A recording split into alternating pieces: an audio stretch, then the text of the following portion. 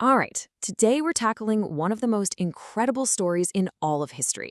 We're charting Japan's absolutely astonishing and ultimately tragic journey from a closed-off feudal society of samurai to a modern global empire. And the wildest part? This all happened within a single lifetime. So let's dig into how on earth they pulled it off. Yeah, that's really the big question here, isn't it? How does a nation that was completely cut off from the rest of the world for more than 200 years suddenly become a global empire in just 50? 50 years, that's it. It's almost impossible to wrap your head around.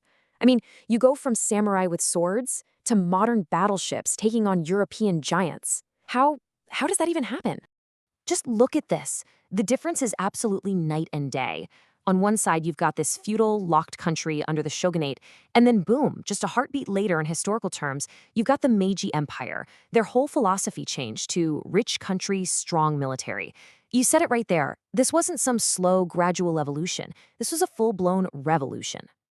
Okay, so where does this all kick off? It starts with a huge shock to the system. The outside world didn't just come knocking on Japan's door, it came steaming right into their harbors, ready to blow that door right off its hinges. And just like that, centuries of isolation were about to come to a crashing end. So you gotta understand, for more than 200 years, Japan was basically on lockdown. The policy was called sakoku, which literally means locked country. And they meant it. Almost nobody in, nobody out. The shogun's government was super wary of outside influence, especially Christianity.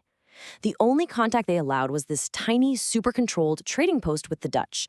Now, this kept their unique feudal society intact, sure, but it also meant they were falling way, way behind the West when it came to technology. And then, this happens. July 8th, 1853, a fleet of American steamships just appears in Edo Bay, what's now Tokyo Bay. The Japanese called them the Black Ships because they were these huge, imposing vessels belching black smoke. And the guy in charge, Commodore Matthew Perry, he wasn't there to make friends. He had a letter from the US president, and it wasn't a friendly suggestion. It was a demand, and it was backed up by some very big, very modern cannons. So what could the shogunate do? They were completely outgunned. They had to say yes. But the treaties they were forced to sign, they were brutal. They're often called the unequal treaties for a reason. Japan had to open its ports, it couldn't even control its own import taxes anymore, and maybe the most humiliating part was this thing called extraterritoriality.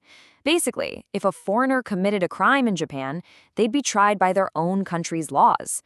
For a nation as proud as Japan, this was a massive slap in the face, a total disgrace.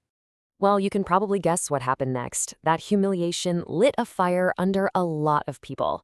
And this powerful new slogan started spreading like wildfire. Son no Jowi. It means, revere the emperor, expel the barbarians. It was the perfect rallying cry. It channeled all that anger right at the shogun's government for being too weak to stand up to the foreigners. The idea was to kick out the barbarians and give power back to the emperor, who had been a figurehead for centuries. And this wasn't just talk. Two really powerful clans from the south, Satsuma and Choshu, they basically said, okay, enough is enough. They secretly teamed up, started building their own modern armies with Western tech, and by 1868, they made their move. They marched on the capital. The civil war that followed, the Boshin War, was actually pretty quick.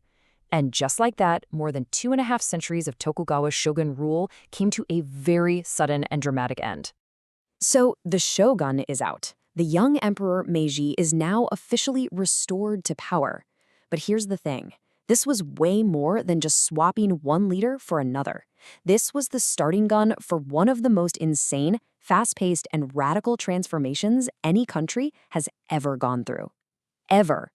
And you can see their whole new way of thinking right here in this quote from the Charter Oath of 1868. It says, "Knowledge shall be sought throughout the world."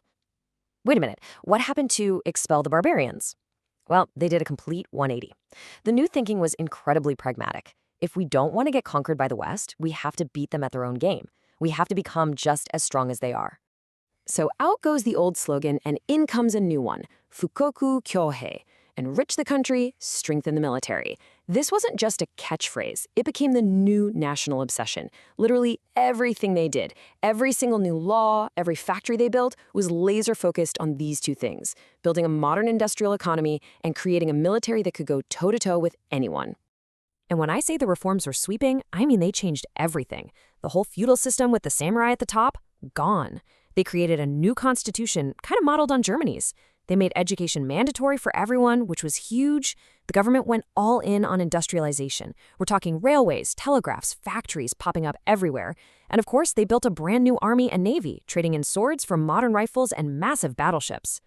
You can really see this incredible fusion happening in the art of the time. Look at this. You've got traditional Japanese buildings and styles right next to these newfangled Western brick buildings and smokestacks. It's the perfect picture of a country that's just rocketing into the future, trying to grab all this new stuff while still holding on to who they are. And that powerful new military they built? Well, it didn't take long for them to use it. First, in 1895, they took on and defeated China, which was a huge deal. But then came 1905. They went to war with the Russian Empire, a major European power, and they won. This sent shockwaves across the entire globe. Nobody could believe it. It was official. Japan was no longer a victim waiting to be colonized. It was the new imperial power on the block. Okay, but a change that fast and that drastic is bound to create some serious problems, right? And it did. After World War I, Japan experimented with a more open, democratic society. It's often called the Taisho democracy period. But it was super fragile. You had all these new political freedoms clashing head-on with some really deep economic and social crises. I mean, look at this.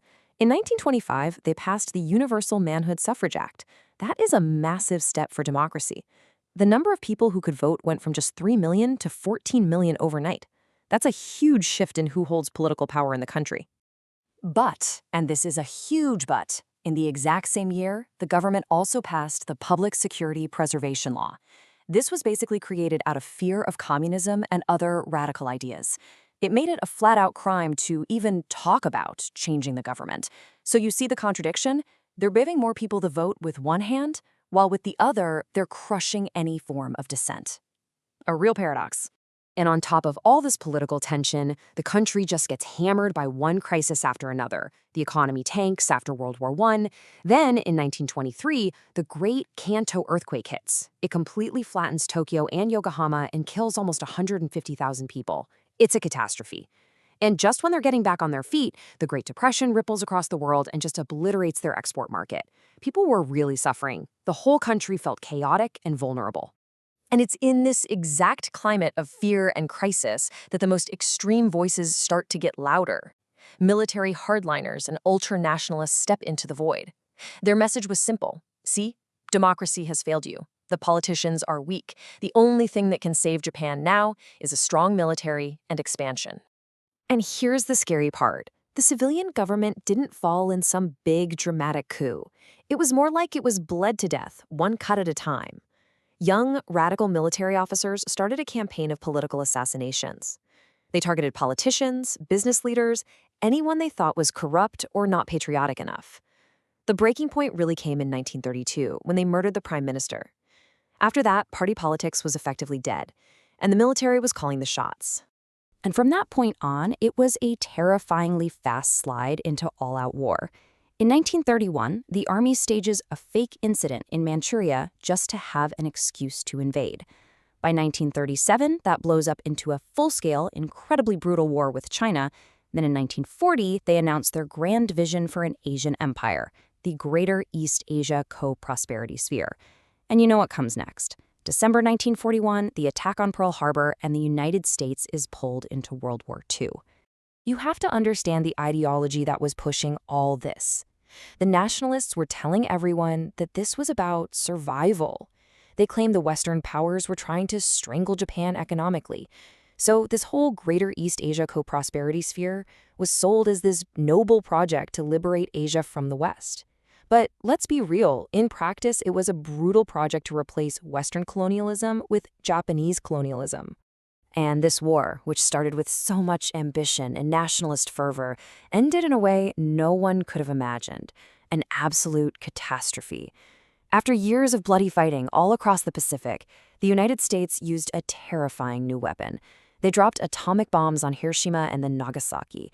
The level of destruction, nearly 200,000 civilians killed in a flash. It was that unimaginable horror that finally pushed the emperor to do the unthinkable and announce Japan's surrender. So that leaves us with a really tough question to think about, doesn't it?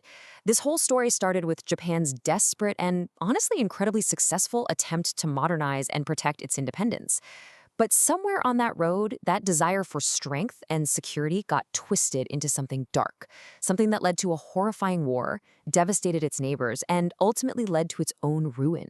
It's a chilling reminder of where unchecked nationalism can lead.